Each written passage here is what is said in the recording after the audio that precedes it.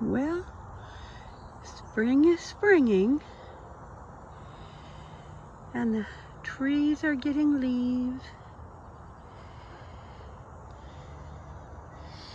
and we have this beautiful space out here between the two apartment buildings. That's the building I live in, on the other side of it. So I'll take you on a little tour, kind of going around. Didn't turn around in a circle, so, but almost. So I'll lead you down the garden path. How's that? Here we go. Pretty flowers are blooming in places. Other things are getting ready to bloom. I love the willow trees. And of course the flowers. I'm gonna turn around now so you can see these trees a little better.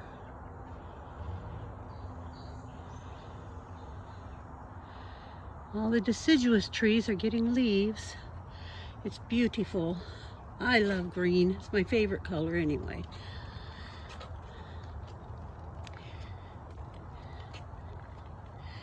And here we come. Up here to this little garden spot. I'm gonna sit down in a minute and I don't know, maybe I'll tell a little story. This is just spur of the moment. I came out to water my garden. Should have taken a picture of my garden, but there's not much there to show right now.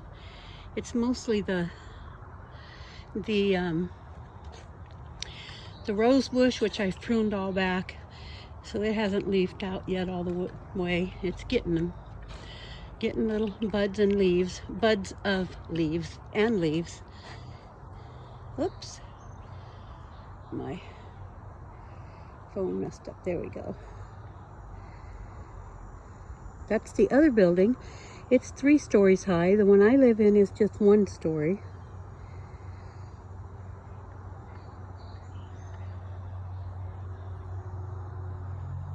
There we go. If we're lucky tonight, maybe I'll get a picture of some deer. They come right up here. Whoops. One year, they were coming and eating my roses. I have a beautiful rose bush. It gets very big and it has lots of pink flowers on it. My daughter gave it to me when it was about, maybe 2 feet high. It's pretty good sized. I hear an airplane. I don't know if you can see it. Oh, there it is. Yep. There's a little airport not far from here. And then another little one in another direction from here. Nobody ever sits in that chair. It doesn't look very comfortable. And sometimes it has water in the seat. This little bridge goes over to a little smoking hut for the smokers. Okay, I'll get this chair out here. And I'll sit down. Oh, I know. I'm such a good videographer, aren't I? There, okay. Now I'll hold it more steady. And maybe I'll just keep it on the trees and things while I talk to you. Or maybe I'll turn it around. We'll see here. I don't see how I can turn it around once it's going. Maybe not. Well, I could turn the phone around. Anyway, so I hadn't planned to do a video, but I'm thinking I might as well kind of do one. I was thinking about Neogenian aspects on things because after all, that's part of what this Neogenian life, that's the title. So my grandchildren are in their late 20s, early 30s, and they're kind of like, are you always going to talk about Neogenianism on there?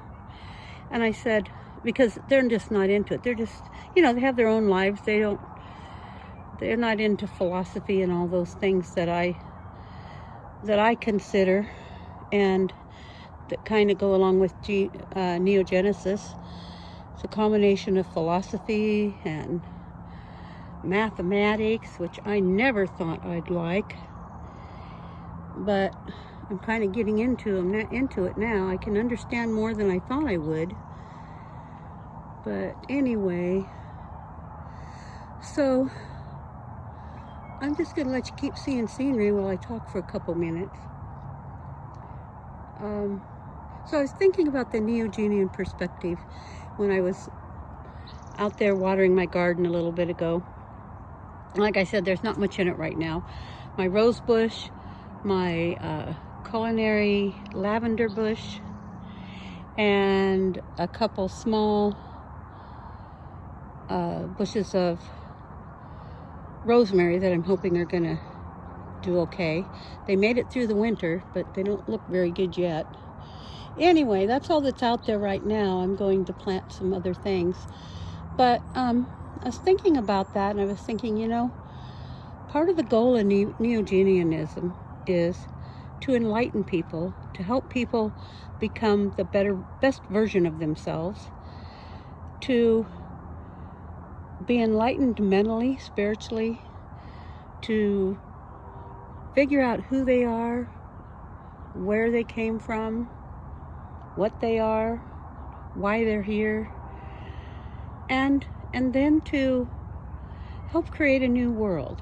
Now, I'm not talking about the New World Order. I'm not talking about some woo-woo New Age thing. Might get in trouble for saying that. Some New Agers might watch this and go, woo-woo, what are you talking about? There goes another plane, I think. Nope, helicopter maybe. There's a helicopter pad just across the driveway behind some trees. Yep, that's a helicopter. But it's not from the helicopter pad by the hospital.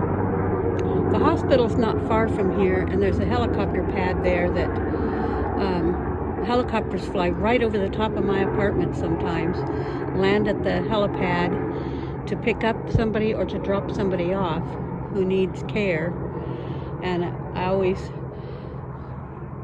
well, not really cringe, but I always think, gee, I hope people are going to be okay, because if the helicopter's involved, it's really an emergency.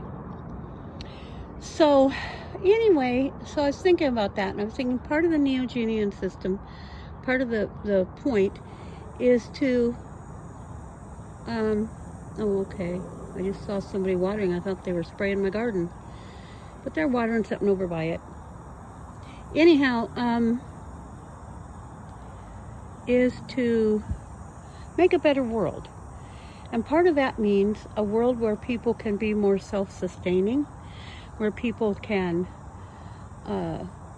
work 4 or 5 days a week or whatever, but not work themselves crazy and half kill themselves working, come home so tired that they can't even interact with their kids or their spouses, that they're just tired and want to sit down, and they've got problems and that they don't want to think about, and problems that are hard to handle, and trying to make enough money, and health care problems. You know, health care is so expensive here, and so many things. So gardens are a great way to help a person. Well, for one thing, it's good for mental health, just to get out and get close to the dirt, get your hands in the dirt and plant something and watch it grow, water it and nurture it, and learn from it. And it's amazing how much strength you can gather from plants and how much strength you can give back to them, good energies. And so, but you can also feed yourself. A lot of people plant a lot of flowers in their garden, and I have my rose bush and my lavender. But roses are edible. Lavender is too, and this particular lavender is especially a culinary species or type. It doesn't smell as strongly as some of the other lavenders, but it's good to use in, you can put it in sugar and let it sit for, I don't know, 2 or 3 weeks, 4 weeks, whatever you want. And then you can sift the lavender out, and the sugar will smell and taste a little bit of lavender. Or you can leave the lavender buds in there, the lavender little tiny flower things, and or you can crush them and use them in something, but you can use them in salads. You can leave them in the sugar, and if you make cookies, they'll taste like, you can taste the lavender, and it's kind of an earthy, flowery taste. Kind of different. And so there's that.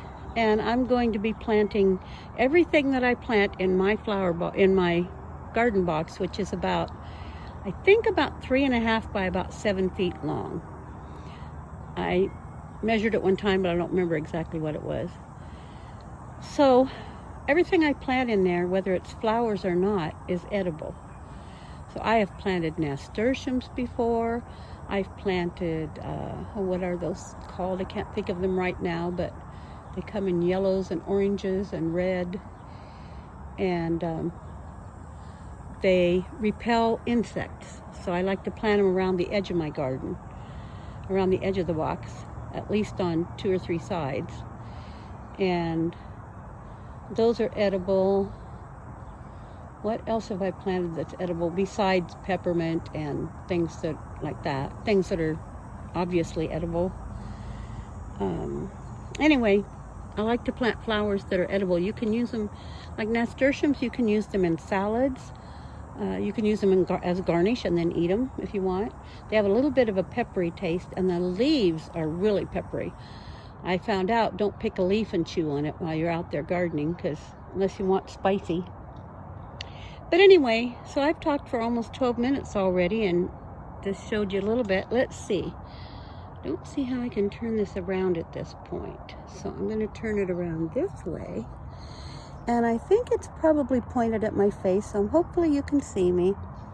And I can tell you good night, because it's evening out here. It's beautiful. The weather is perfect today, just perfect, especially right now. It's around 70 degrees, and it's in the evening. It's in, there's a lot of shade. It's starting to cool off, so it's beautiful.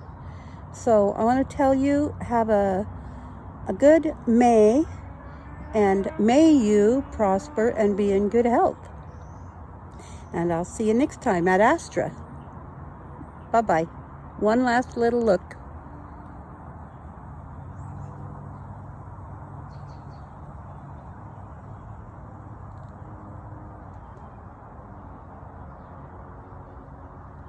Oh, there's my walker. It's one of those stand-up ones. I take my own hoses with me because sometimes the one that's out there gets broken or something. Okay, at Astra, ta-ta for now.